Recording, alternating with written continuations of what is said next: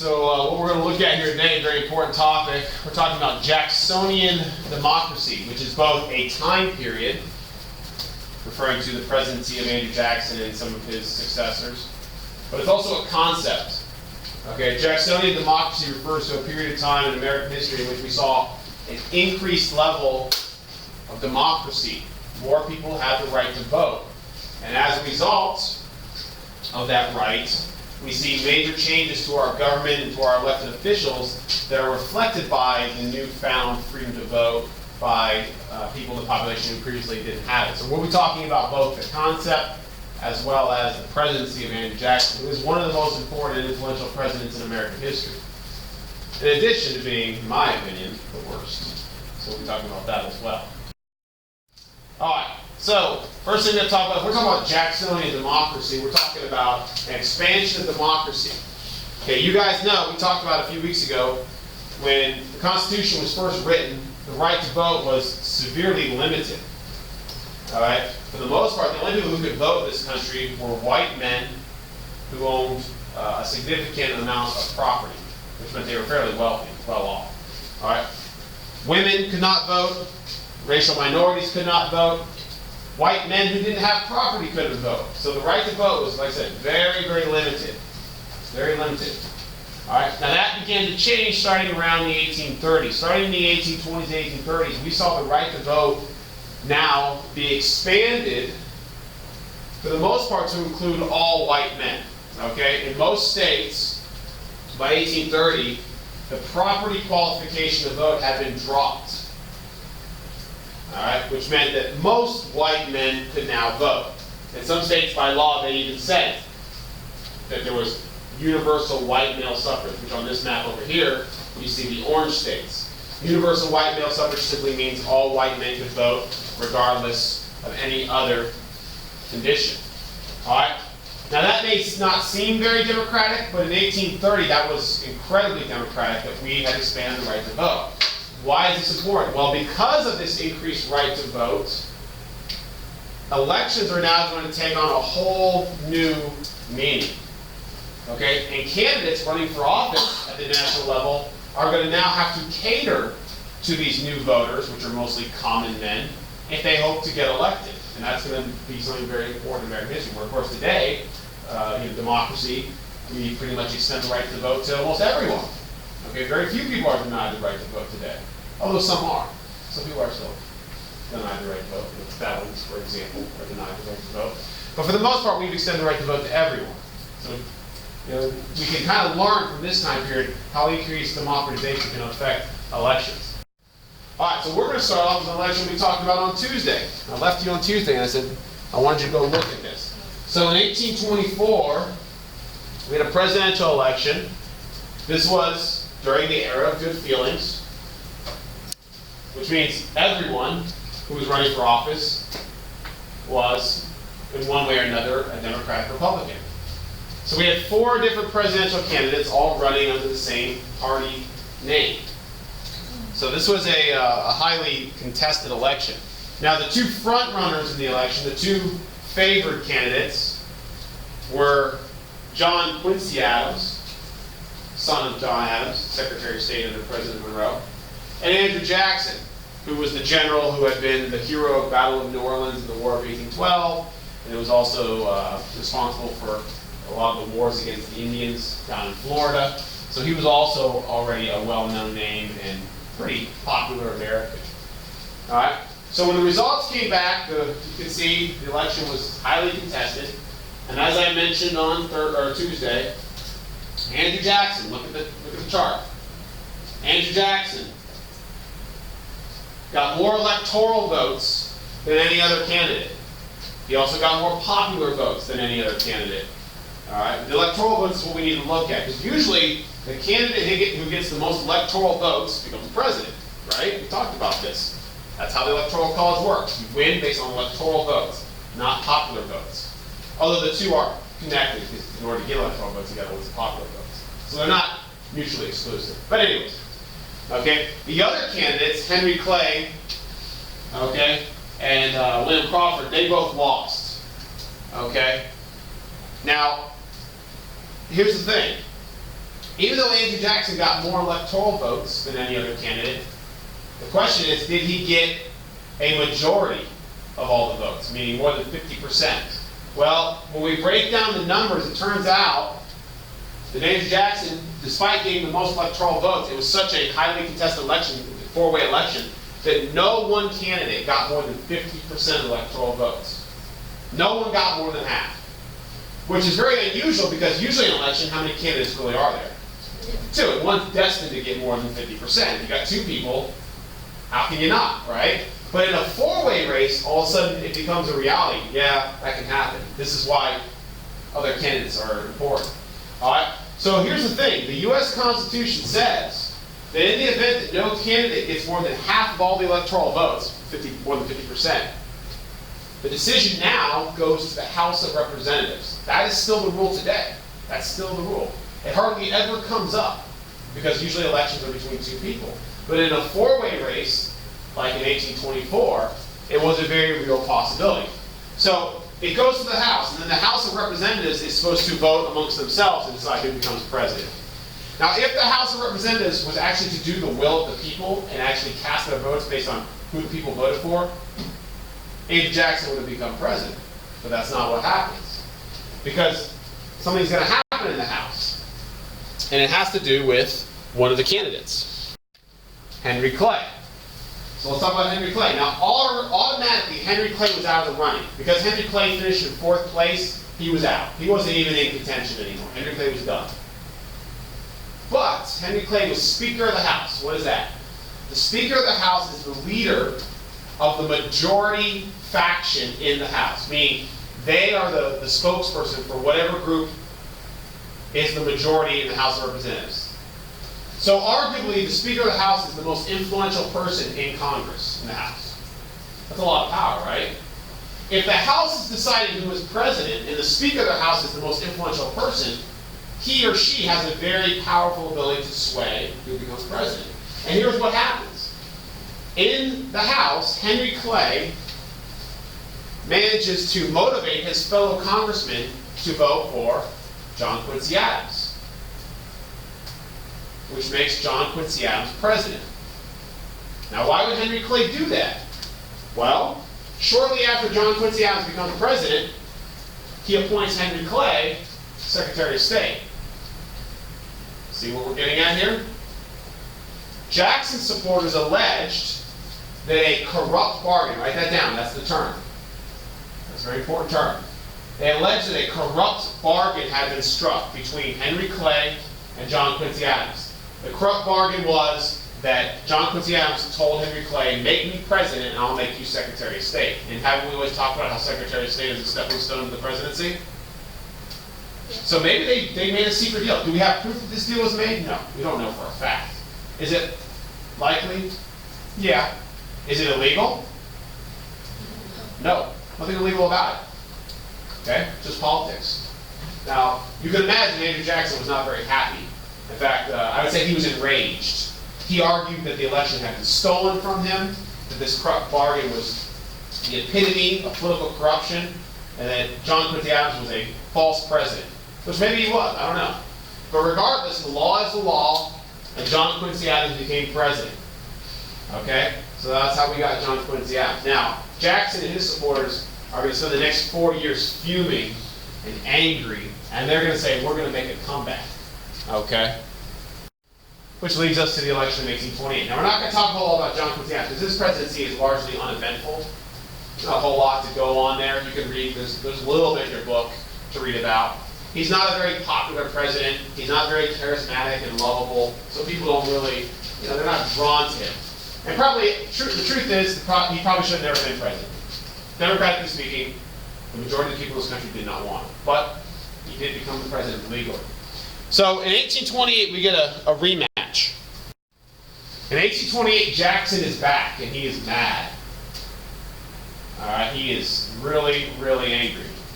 This actually is, the 1824 election and the 1828 election are two of the most dirty elections in American history when it comes to the actual animosity between the candidates. People always say, oh, this election we're having right now is the worst.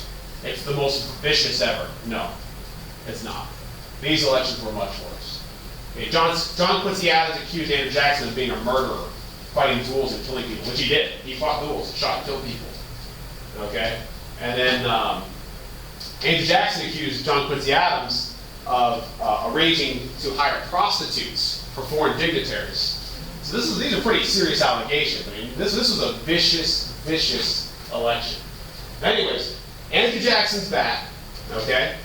And he is running, and as he ran the first time, as the candidate of the common man. I want you to know that. I think that terminology, common man. Andrew Jackson proclaimed himself to be the first presidential candidate that represented the common man. Now, what do we mean, common man? Well, we're talking about your regular, average Joe American farmer, who in previous elections didn't matter a whole lot. Why? They couldn't vote, right? They couldn't vote for years because they were poor. They didn't have enough land to vote. But now, all of a sudden, we are now in an era where poor whites can vote.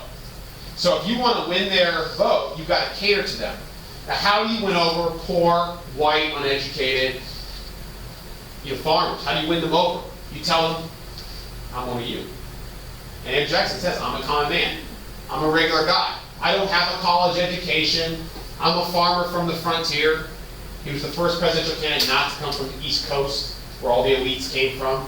He portrayed, I'm a military man, he portrayed himself as the candidate of the common man. His nickname was Old Hickory. They called him Old Hickory, because he was supposed to be as tough as the bark a hickory tree, you know? Now, the reality of the situation was Jackson really a common man? No. He was very uncommon. He was a very wealthy man. He owned a plantation. He owned slaves. He was a general. I mean, he was pretty elitist. He just didn't have the academic or aristocratic background of many of his predecessors. But he was very elite. But that's not how he portrayed himself. And ask yourself, you guys have been around for some elections now. You're in the middle of an election. Perfect timing. You've seen how the candidates will go to great lengths to try and prove to the people, hey, I'm just like you, right? Don't they try to do that? You know, presidential candidates are always traveling around. They're always going out in the crowd, shaking hands, hanging out with the regular people. They'll sometimes go to a job for a day and work the job at at a low-paying menial job to show, hey, I'm just like you, right? But are they like us? Not usually. I mean, even in this election, okay? We've got two candidates. One's a self-proclaimed billionaire. The other one's a millionaire, okay? Neither is common, right? One is a billionaire, comes from a very rich family. The other is someone who's been in politics for years, who's a multi-millionaire, who's been Secretary of State and Senator. That's not very common. They're both uncommon. They're not like us. They're not regular people. But do they go to great lengths to prove they're regular? Yeah, they all the time are claiming, yeah, I'm just a regular person. I'm just like you. No. Okay? And that's what Andrew Jackson brought to the table. He's trying to show modern politics. This is the game you got to play if you want to get elected now. You got to reach out to those voters, because they are the ones who actually get people elected. There's always more poor people than there are rich. So you can't win elections anymore by just catering to the rich. You got to cater to the poor as well. And that's what Andrew Jackson understood. All right. Election time. Who wins? Well, this time it's not even close. Without Crawford or Clay in a one-on-one race, Andrew Jackson cleans up. Okay? Look at it. This time there is no question. He wins a clear majority of the electoral vote. 178 electoral votes to 83. Andrew Jackson wins. This election does not go to the House. It is decisive. Now look very closely at that map. Something might stand out to you. Look at the candidates. Look at their parties. You see that? Andrew Jackson, Democratic Republican. Okay, that makes sense. John Quincy Adams, National Republican. Interesting. All right. Now, previously it had been the era of good feelings, where everyone was the same party, Democratic Republican. Now something's changed. All right. This is a turning point in American history, politically speaking. All right. This is the beginning of the split within the party. The Democratic Republican Party is going to split, like I have up there on the board. Half, or roughly half, of Democratic Republicans are going to go with Jackson, and they're going to go on to form the Democratic Party. This is the last election of Democratic Republicans. They're done. the party is going to split apart. Those who support Jackson become the Democrats, the Jacksonian Democrats. Those who support John Quincy Adams become the National Republicans, and then a short time later after that, they become the Whigs. All right? So the Democratic-Republican Party, as a result of this election, is no more. And what we get in the aftermath is two new parties. The Democratic Party, and the National Republicans, and later the Whigs, which I'll get to here shortly. The National Republicans are very short-lived. They will become the Whigs. And then if we want to really go down, further down the road, the Whigs will become the Republican Party. Okay? That's where we're going to get our modern two parties from. Now, of course, the parties today have flip-flopped on their issues, but the names come from this time period. All right, so there he is, Andrew Jackson. He is now president. All right? Now, as I mentioned, this is a political turning point. This is one of the most important political moments in American history. Okay? Why? Because Andrew Jackson was the beginning of the new trend. Andrew Jackson was the first president elected under these new, expanded democratic principles where everyone could vote. And his election reflected the will of the common man. It wasn't like he was only supported by the common man, but he was definitely supported by the majority of the common man, particularly those who lived in the South and in the Western frontier regions. He was the first president from a Western state. All the other presidents before had come from the East Coast, most of them from Virginia. He had broken that trend. This was a turning point. This was definitely a turning point in American history that changed everything. Now, for many people, this was a bad thing. A lot of people didn't like this. They saw the election of Andrew Jackson as the masses of the country, the mob, taking over. This is what the Founding Fathers had feared. Remember how we talked about the Constitution, how the Founding Fathers built safeguards in to protect the country against itself? The Electoral College, appointing justices for life, the indirect election of senators. Remember that? You guys remember this stuff? Okay. Well, their worst nightmares have been realized. By giving the vote to everyone, they are now electing people that are like them, or so who they think are like them. That's what Jackson was. Okay? They referred to it as King Mob.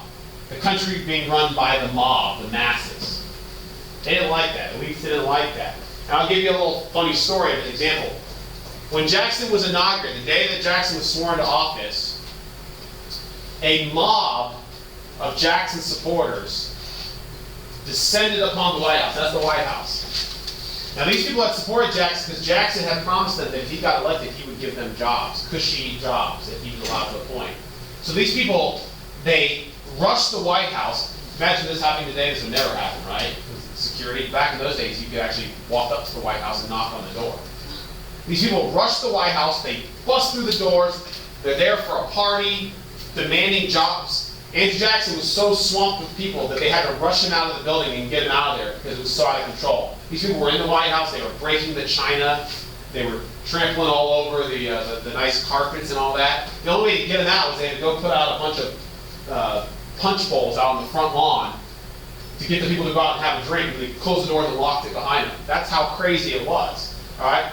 And for a lot of people who didn't like Jackson, this was the future, is that the masses had now taken control of the country. Okay? And a lot of people didn't like that. A lot of the elites that ran the country before did not like that. All right? It also marked the beginning of the spoil system. You need to know that. That's a big one for this week. Write that down. Spoil system. The spoil system is sometimes considered to be synonymous with Andrew Jackson, but it's beyond him. It starts with Jackson and it goes on for the next 70 years or so. So what is it? Well, the term comes from this quote here, which on the cartoon is attributed to Andrew Jackson. It's actually not an Andrew Jackson quote, so don't pay attention to that. To the victor go the spoils. Anyone of you guys heard that quote before? It means to the winner goes the rewards. You win, you get the rewards. Well, Andrew Jackson won. What rewards did he have? Well, he had the rewards of being able to give out jobs. The president has the authority to dole out jobs. And Jackson supporters have been promised that if they elected Jackson, they would get jobs. Jobs in government. All right, cushy jobs. And now people said, we want our jobs. And that's how government started to work. People began to win elections by saying, you elect me, I will fire the people who support the previous guy, and I will give you their job. And we're talking about not a few jobs, I'm talking about thousands of jobs. I'm not just talking about cabinet, I'm talking about small jobs, the post office. The post office was the #1 employer in the federal government back in those days, more than the military even. So people who supported Jackson will get even jobs at the post office. So the way people won elections was they made promises for jobs, and it worked. This is known as the spoil system.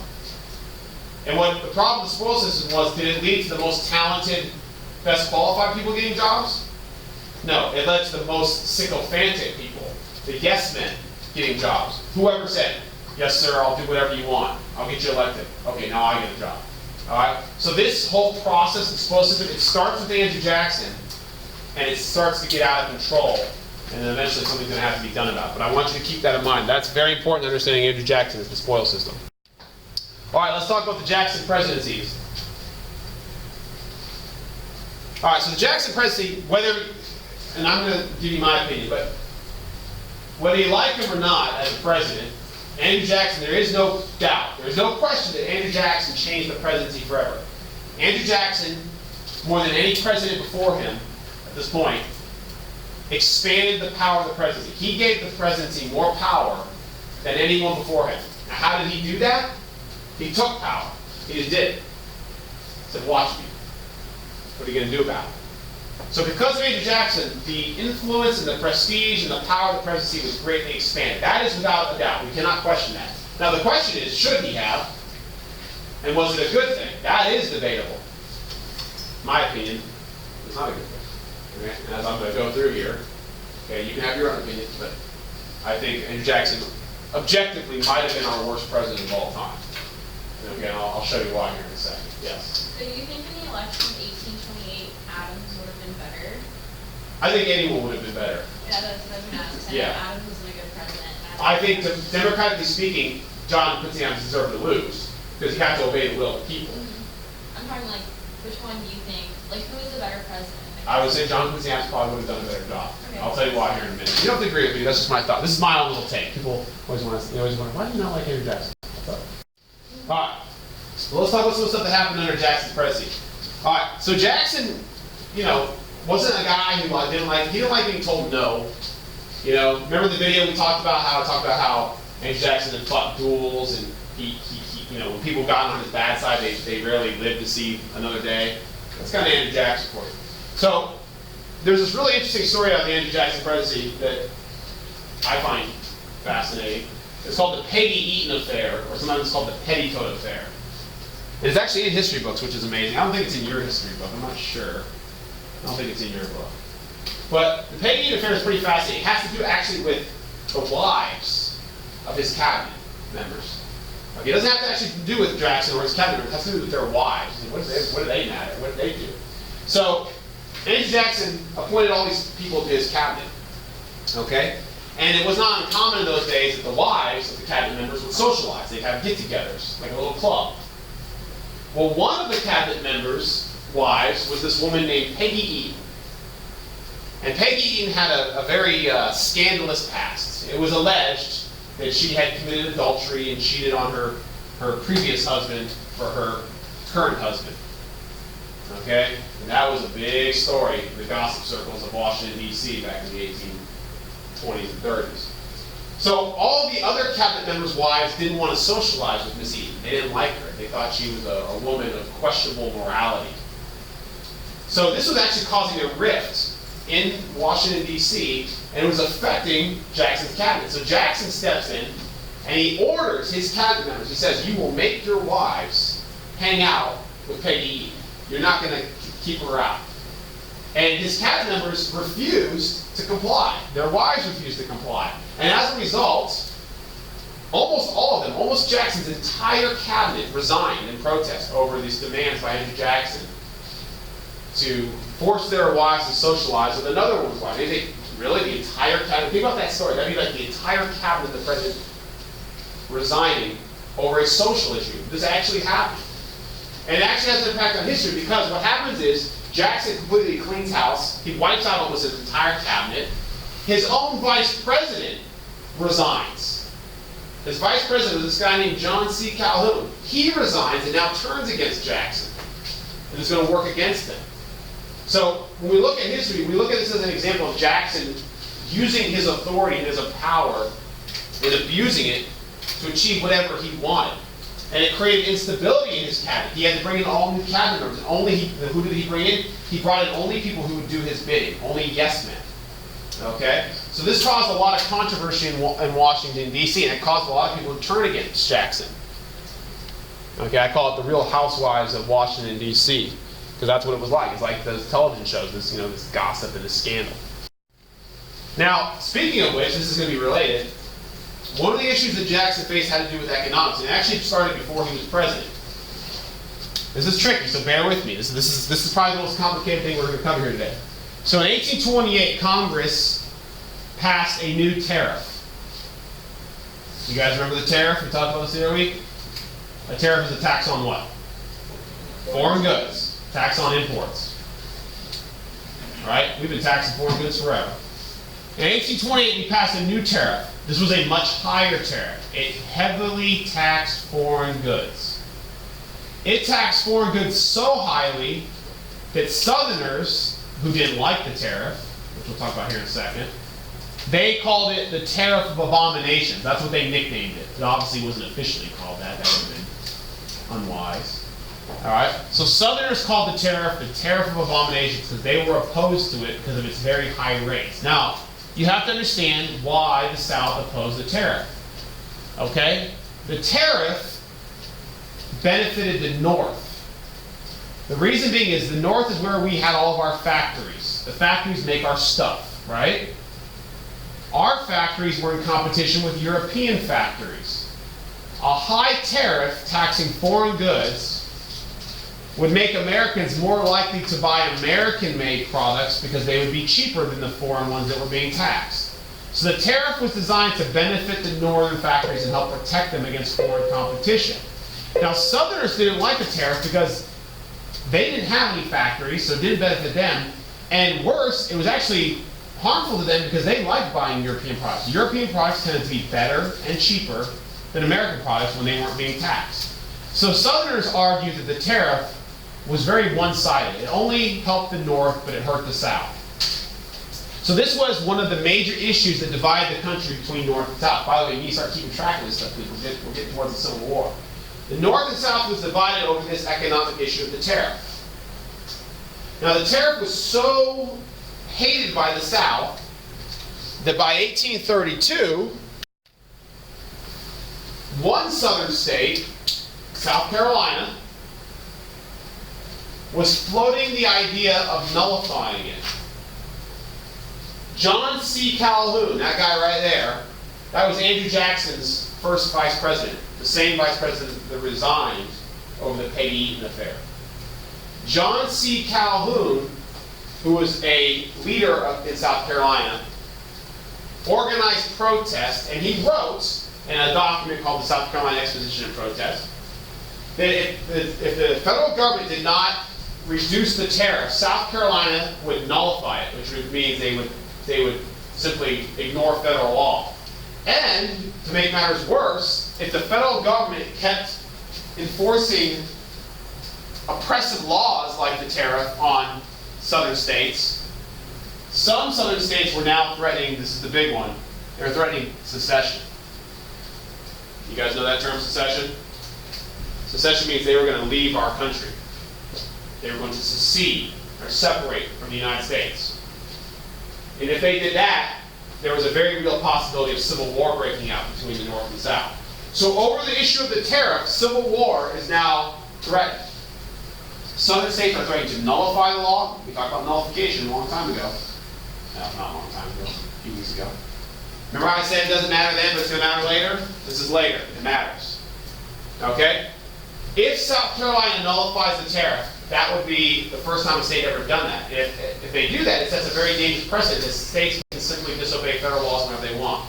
So the question is, what is to be done about this? Well, let's find out. So Andrew Jackson, who was a Southerner, and you might think that he might sympathize with South Carolina, he doesn't. And the reason being is Andrew Jackson is the head of the federal government. He is the president. a state threatening to nullify a law is a direct challenge to his authority. Does Jackson seem like the guy who would tolerate that? No. Everything you know about Jackson at this point is he doesn't like anyone challenging him.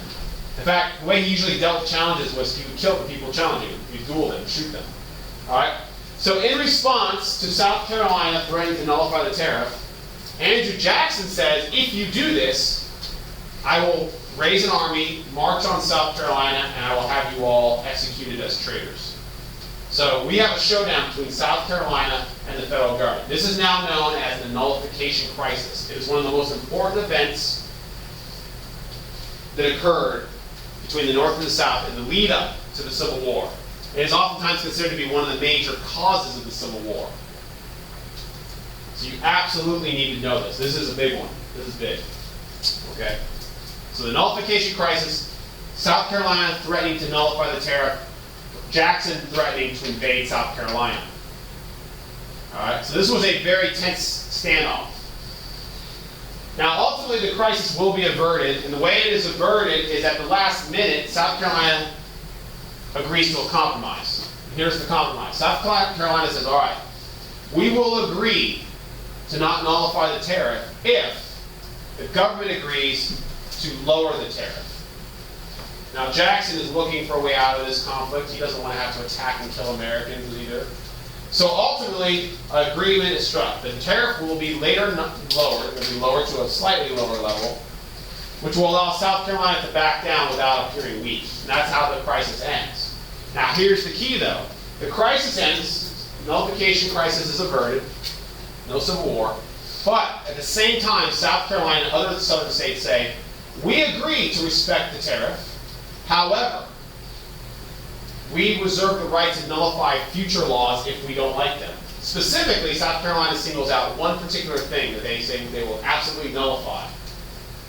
And that is if the federal government ever attempts to outlaw slavery, South Carolina says we will absolutely nullify it and we will secede. So South Carolina backs down, but at the same time they issue a threat. Don't try us again. Don't try us again, especially on the issue of slavery, which is the issue that they are most concerned about. And let me give you another little piece of information that we'll talk about more later. When we do get the Civil War and the South does secede from the Union, guess which state is the first to go? South Carolina. South Carolina means it. They're kind of the leaders of this movement. So it's not surprising that South Carolina is the first one to secede in 1860. So anyways, keep this in mind. All right, let's move on. Let's finish up. Now, probably the thing that Jackson is most known for and disliked for is this. Okay? In 1830, Andrew Jackson signs the Indian Removal Act. You got to think about this. Andrew Jackson's supporters were mostly farmers, poor farmers. What is the one thing that poor farmers want more of? Land. Who's on that land? Indians. So they got to go. Now, in order to make them go, the Indian Removal Act calls for the military to go in and by force round them up and force them out.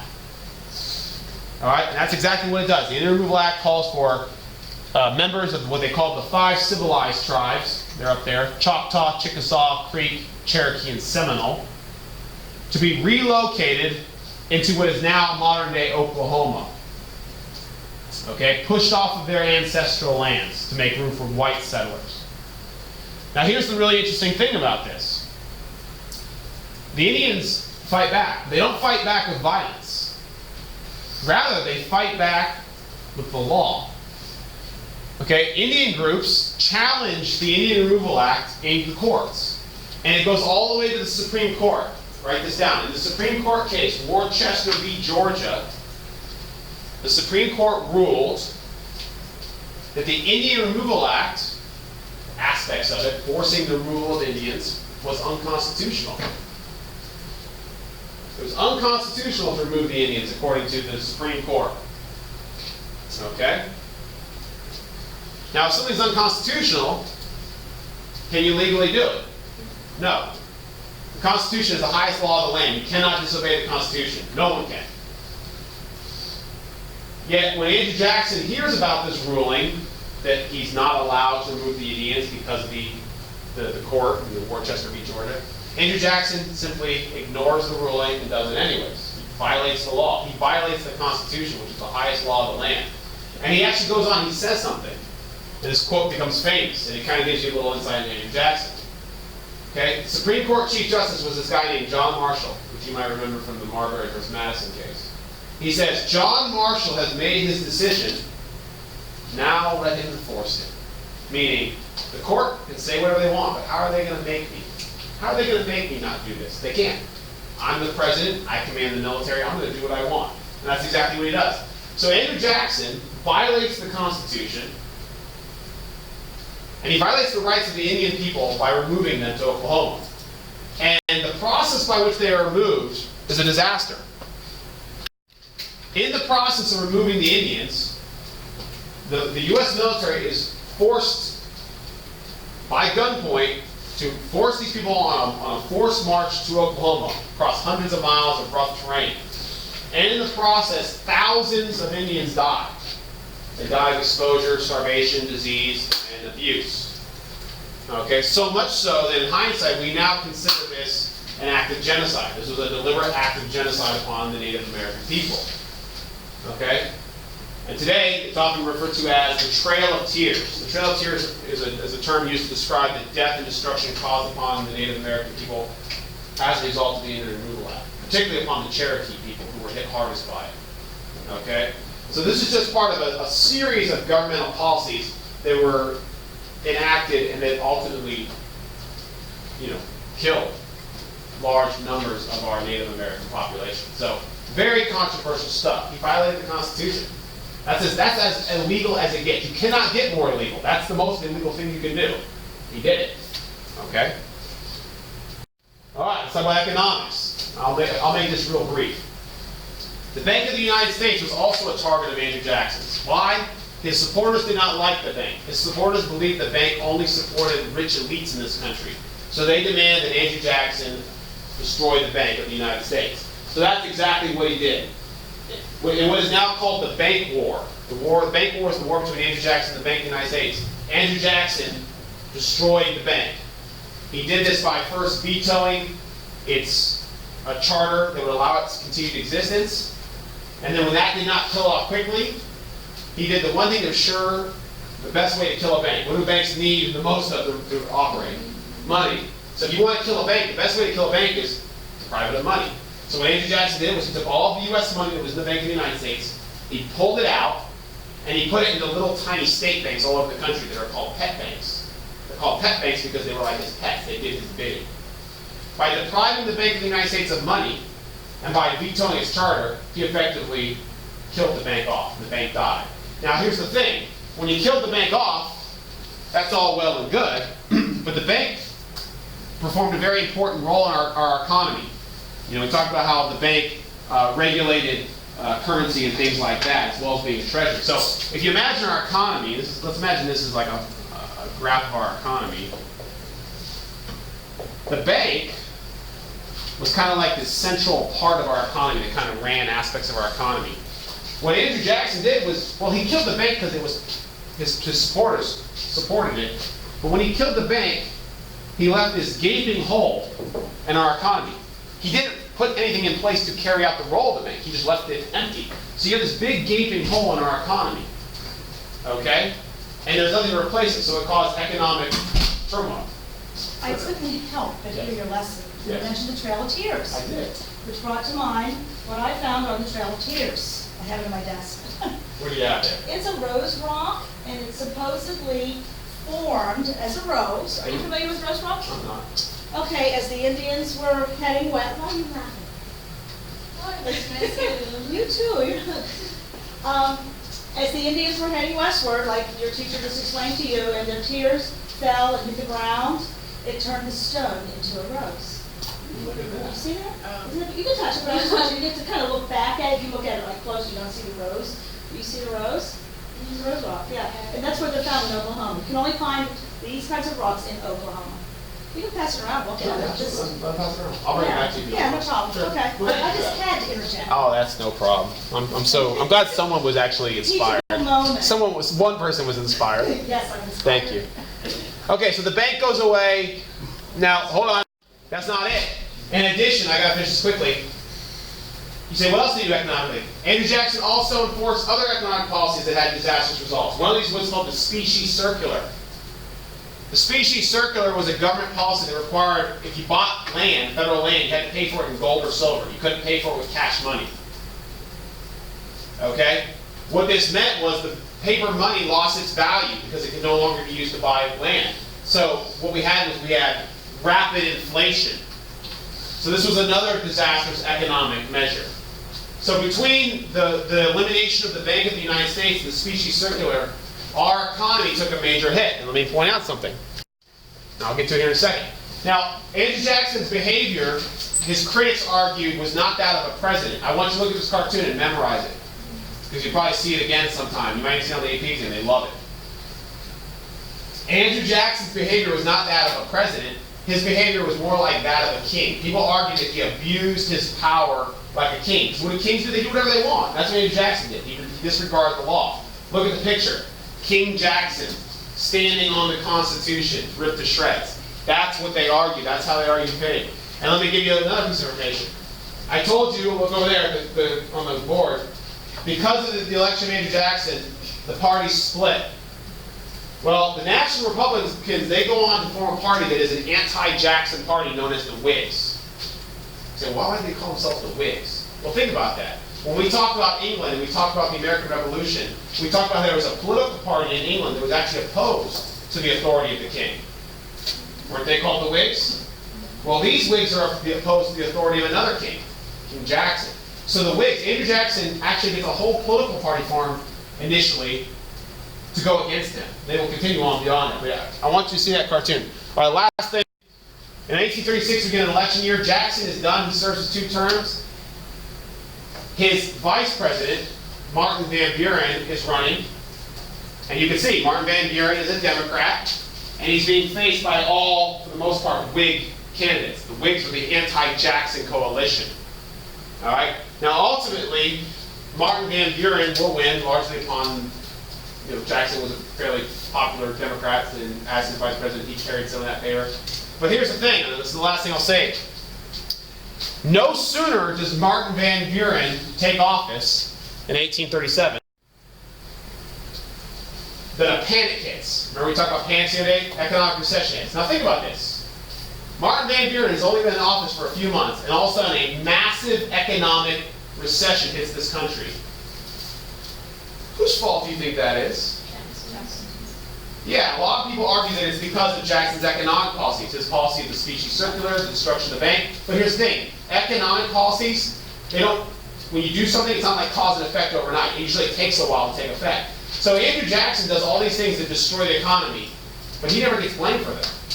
His successor, Martin Van Buren, gets blamed. Martin Van Buren gets blamed so badly, they give him a nickname. Clever one. Martin Van Ruin. So he gets blamed for Andrew Jackson's economic policies, and he's going to only be a 1-term president. Okay? All right. Stop there.